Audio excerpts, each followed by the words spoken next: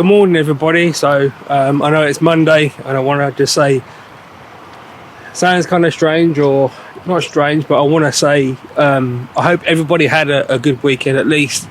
This has been pre-recorded, obviously. This is Sunday, and the sun is shining. So I want to just say to everybody that's going through the stress and anxiety period, in today's lecture I'm going to talk about the process of anxiety, what it is, how it affects us, from my own perspective, from all my healing I've gone through, the pain I've gone through, which I've been talking a lot about through this series, but I want to end further down the road. At the end of this lecture I will talk about women in business, which is a passion of mine that I'm really getting my teeth into, a new objective, a new mission, to make lasting social change for all women in business and for equality for all people. So if I start with anxiety, just a basic definition there, you have to remember I'm not a mental health professional, but I've gone through so much counselling research, which is part of my research to increase performance in companies, and that's through mental health as well. And where it's kind of led me at the moment is basically anxiety is something that we have. It's a worry, it's a stress. We all worry about things. I think there's 4 or 5 different emotions that we are allowed to have as humans. We have anger, laughter, which of course is the dopamine fix. That's why it's important that during lockdown and even in our lives in general, we learn to kind of have laughter. And I keep saying this, I pray for those ones that have lost, your lives have been torn apart. I know what it feels like. If you've lost someone during coronavirus, the anxiety levels can reach certain levels, and it's important that we try to understand it first. If the more we understand how mental health works in our brains, it's not a curriculum that's on schools, but I'm fighting for that at the moment with some other female entrepreneurs. And I want to say, I think it's Belinda, well done for the cards you've drawn up with Belinda's mindset, which is a really fantastic innovation. I've given Belinda, the first lady woman in business in the world, I believe, from my thought leadership, to receive that award. So I'm paving the way to basically promote entrepreneurship in women through my LinkedIn connections on a special, if you've noticed recently, that I've got specific tag rooms. I call them tag rooms, but they're actual classes that I've designed, which are really, really, really good. And the engagement levels have been really fantastic. I'm breaking records in terms of being the top 1%, more or less on every post at the moment. But I want to push the boundaries and increase inclusivity to everybody. So going back to the anxiety level, what it is, anxiety is it's natural for us to worry about things. Now it goes up in levels, so what you have to this is where it gets kind of hard. Everybody during lockdown and throughout the world, all the lives have been lost, including counsellors. There's no one impeccable to stress on this planet. And what you have to realise is that it goes up. So you've got anxiety, you've got general anxiety disorder, I think it's called, GAD, which is a step up from normal anxiety, and then it goes up into depression. Now, it only takes a small event, a big event, for us to trigger that stress in our heads. Now I know that domestic violence has gone up recently, and that's really sad to see that. So, and I've said before on a post the other day that I did, I've been on both sides of the fence. I wasn't a good husband. It was really hard for me at the time. No excuse, but the science of it, as I said before, I was abused as a child from different experiences. I received a lot of violence. I see a lot of violence, and I had a temper in my later life because we learn those behaviours from our parents. I had to go through a lot of healing, a lot of special programs, counselling, Christian projects, to get to where I am now, and it's amazing that I can give back, and that's a blessing for me. But anybody that's sort of like, you're in a relationship at the moment and you're kind of having a bad time, and you've got that anger, and it's an actual fact, and then counsellors can back me up on this, and psychologists, it's actual fear. When you lash out at someone, whether you're male or female, it's a fear moment. It's a flight response actually kicks in. It's a natural human thing. So how do we better ourselves during this period? Well, you have to put things. Good friend of mine, a psychologist that I can't blame for, I've got to have integrity, always taught me you've got to have put things into perspective. So the fact remains that it wasn't my fault that I got abused as a child, but later on in life as an adult, if I've done harm to my wife or somebody or anybody on this planet, I have to take responsibility for my actions. That's what we should do as humans. And if you're a victim, I've been a victim for several different crimes, sadly, and that actually did cause my epilepsy in theory. Okay, because it's quite hard to prove how we get epilepsy, especially my type of epilepsy. But anyway, I just want to sort of like kind of say to everybody, so I've gone through a little bit about anxiety at the moment, what we're experiencing as humans. My experience is what I've gone through, which I'll continue to share and sort of like give you as much advice and and that is, I am a real world example of someone that's going through and been through different emotions, and my mental health is really good at the moment.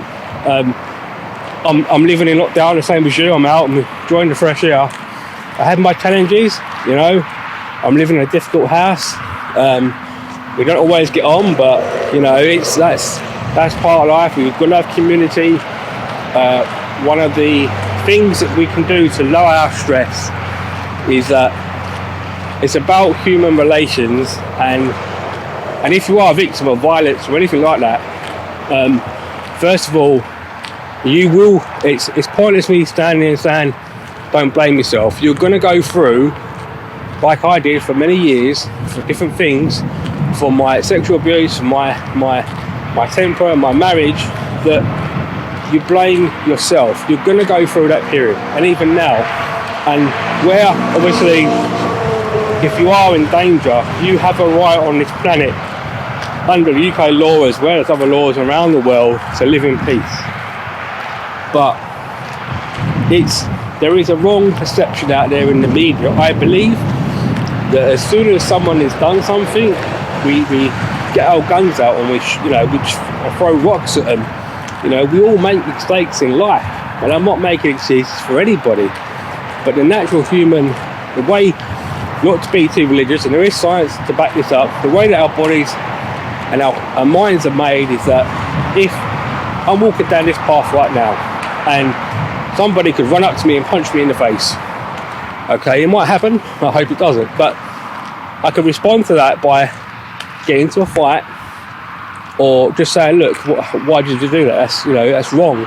And I could call the police. That would be the adult thing to do. But my point is that we're going to go through stress, and our stress levels, global stress at the moment, the radar's like this, okay? And we have to realise that coronavirus, as well as like other things, an earthquake, anything, it's not our fault, and we cannot control what other people do. If somebody wants to lash out, and then remember that we have a right to live in peace. So we work through that. You reach out to people, and you're going to have to go through. Everybody has suffered trauma in their life. When I say trauma, I don't just mean severe stuff. I mean the small stuff. If you've failed an exam or you didn't get that job, you're going to go through that anxiety period. And you need that healing, and that's why in my research, to increase performance in life, it's really about having that time to reflect whatever we've gone through. Now, we can absolutely, the two kids just walked past and made a noise, and it's so funny. And I love that, because it's real.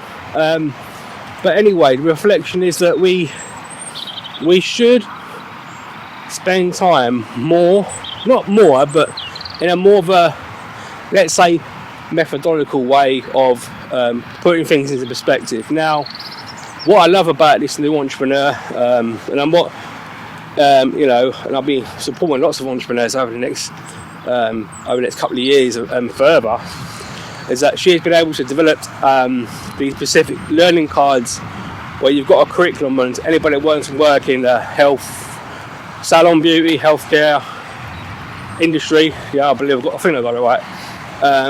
And these are cards like a deck, and you pick them up and you work through them, which is amazing.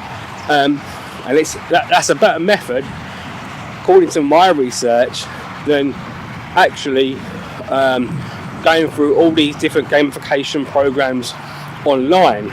Now, just to give you a bit more theory where my research is at, education technology is high. I know that Daily Mail have been doing a really brilliant job at the moment in terms of laptops, but there's a big flaw in this system, and last year's exam as well as this year's exam marking system is kind of flawed in a way.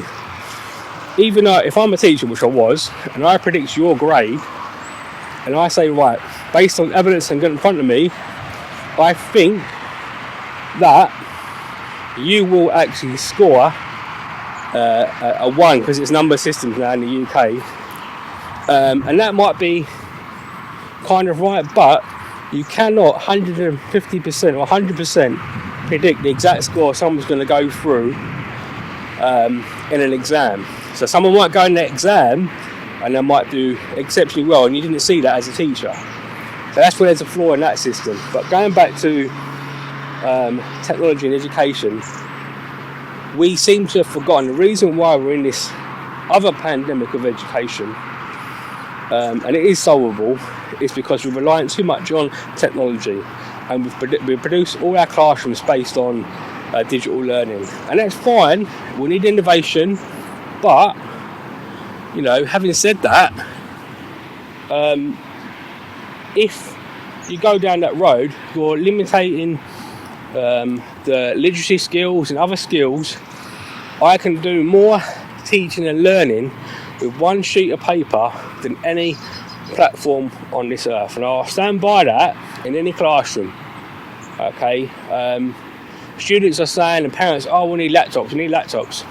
Yeah, it's a good way of learning because you're producing that content. Someone watches a video and you analyse it, what I'm doing right now with you. But when I analyse things, the only reason I'm here now with you and all my success in my thought leadership and my my brand is because I analyse things, and I've got a high level of what we call cross-level analysis, and I use sheets of paper, I read reports, I don't use any artificial intelligence, and I'm not saying it's a bad thing at all, but we've become so reliant on technology, it's now in a situation where it's hindering our education performance as a whole. Now, hopefully you're with me so far anyway. When we go into companies, what happens with the L&D department is that the education is broken up. Now, you get lots of support in education, there's technology there, but, and this is sort of the Global Skills Gap report has always said, and I'll back this up, critical thinking skills, team working, your soft skills. Some companies don't like using that word, I know that, but they are the core skills to make up any human on this planet.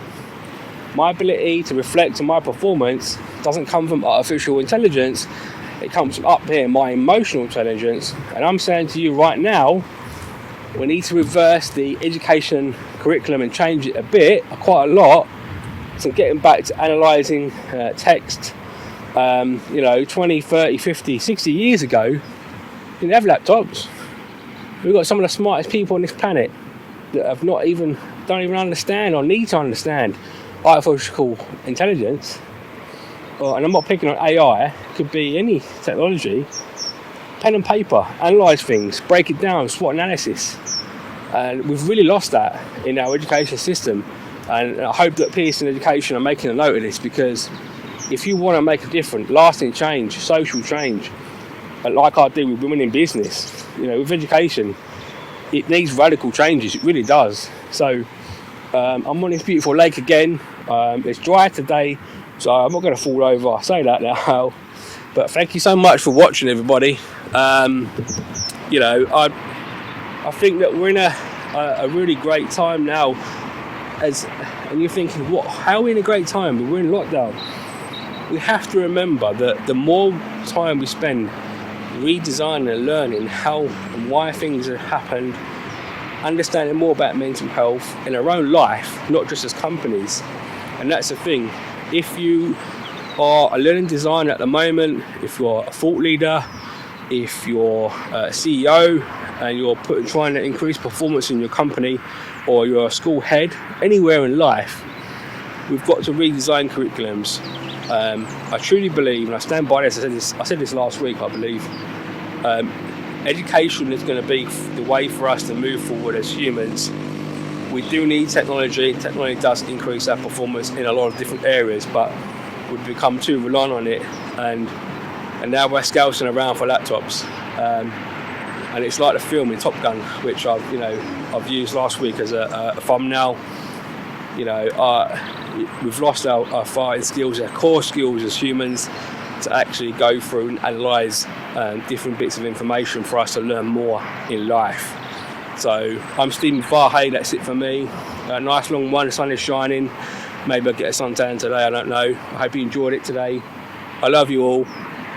It's still lockdown period here in the UK. I don't know where you are in the world, but I love you. Especially, I want to say thank you to everybody in America, USA. You've been following me and supporting me for my research the last 2 years. Big shout out again to Belinda. I hope I got that name right. If I got it wrong, sorry, I'm so sorry. But yeah, I'll be any female entrepreneurs that wanna. If I tag you in the learning room, it really will pay and support me and other women. So I'm trying to make lasting social change, and at the moment I'm doing research on LinkedIn's algorithm, and I've come up with a formula to trigger it into going to overdrive. I think maybe, I don't know. So I'm hoping to get a social change post in, and I expect to reach about 50 million people on that one post. Believe it or not, it might happen, it might not, but anyway, my objective is to use my thought leadership, and then anybody that wants to join me on this, to help as many female entrepreneurs as possible. Just to give you an extension on that, under my research, I did come across areas where sadly, if we don't fight for equality, especially for women in business, there is a danger. It's an actual. I've done the cross-level analysis. It's a danger of life, right? And I'll tell you why that is. Because women, bless them, and my mum, rest her soul, carry us for 9 months, right? So I'm not saying it's anybody's fault in particular, but we've gotten to a stage now, and I think some of the reasons why is the recruitment and selection procedures and policy that we have around the world, where we've got the gender pay gap, and it is the way that we set up that system in companies. So, and like I said, women carry us for 9 months. There is only 2 reasons why I'm on this planet. God, of course, not being too religious, and number 2, my mum. Yeah, no, I love my mum to bits. She's not with me now. May she rest in peace for eternity. But, me and my family, me and my life, I went through so much, have gone through so much. And my mum was always there for me. She done so much for me. And we've got to try and embrace that, I think. And, if you embrace that and you think, you know what, there's some people out there don't want kids, and that's up to you. But, it took me a long time, 42 years, I'm 42.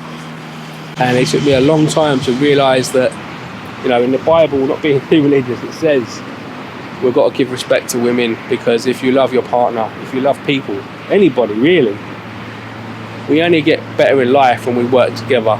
And women in business, women equality, racism, every life matters, it all matters.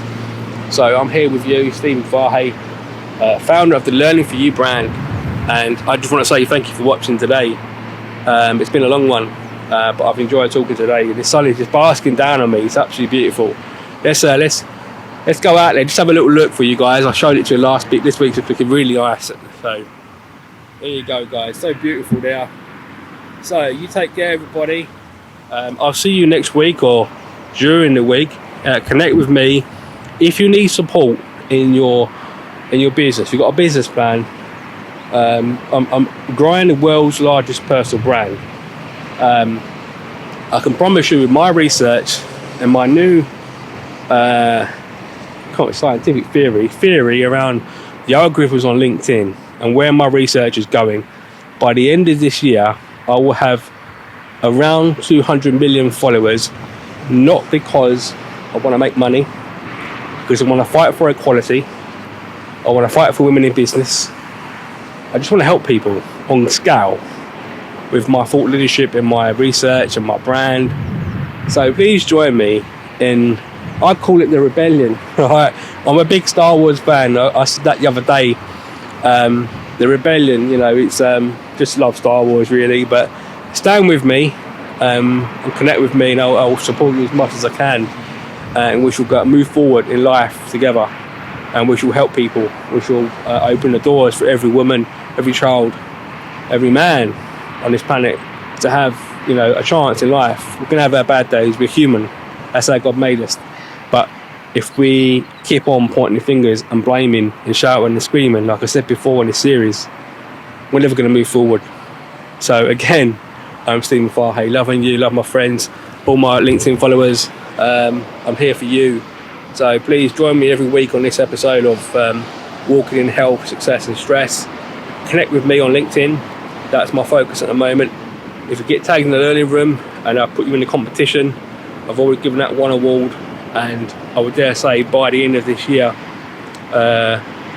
Belinda, that lovely lady, will be a champion entrepreneur. Her brand will grow big and international because I will back her up, and that is my skill. And that is there for you, free. There's no charge. I'm here for you. I just want to help, you know. So please join me, connect with me. Take care, everybody. Keep this in focus. Reflect. Get a journal, write your problems down, spend time outside. You know, we're out of the winter period now, and if you're going through bereavement, take as much time as you want, you know, and just be in your mind that you have lost someone, if it's your mum, your dad, your father, your sister. Like me, I lost my mum, you know, and it's a sad story, and it'll be all, most of it's coming out, it's on media anyway. There'll be a book at the end of the year, and there'll be a film eventually of my life, which will probably be done next year, I think. So yeah, take care everybody, I love you. Thank you so much.